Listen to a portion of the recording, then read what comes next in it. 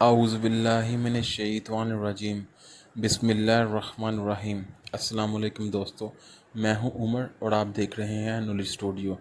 دوستو، اگر آپ نے ابھی تک میرے چینل کو سبسکرائب نہیں کیا تو سب سے پہلے سبسکرائب کر لیں اور ساتھ موجود گھنٹی کے بٹن کو بھی دبا دیں تاکہ آپ کو میری ہر نئی آنے والی ویڈیو سب سے پہلے مل سکیں۔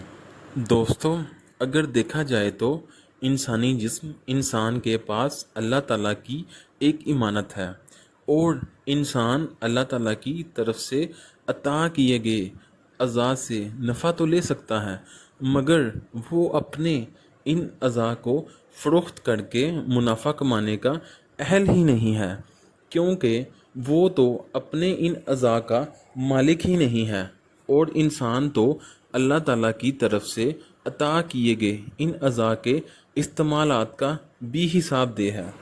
دوستو، اسی طرح خون بھی انسانی جسم کا ایک اہم جز ہے، اور کیا خون فروخت کیا جا سکتا ہے؟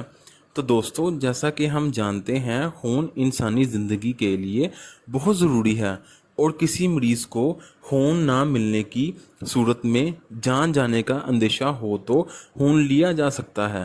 کسی ایسے شخص کو خون دینا جس کا خون لیے بغیر صحت یاب ہونا ناممکن ہو تو ایسی صورت میں خون لینا جائز ہے، مگر کسی ایسے شخص سے خون حاصل کرنا جو خون عطیہ کرنے کے بعد بیمار ہو جاتا ہو، ایسے شخص سے خون حاصل کرنا جائز نہیں، اور کسی کمزور اور لاغر شخص سے خون حاصل کرنا بھی جائز نہیں جو خود بیمار ہو۔ دوستو، البتہ کسی مجبوری کی حالت میں خون خریدا تو جا سکتا ہے، مگر خون بیچنا بھی گناہ ہے اور خون کی کمائی کھانا بھی گناہ ہے۔ اگر خون فی سبیل اللہ عطیہ کیا جائے تو یہ صدقہ جاریہ ہے، وہ انسان جب تک زندہ رہے گا آپ کو اس کا ثواب ملتا رہے گا۔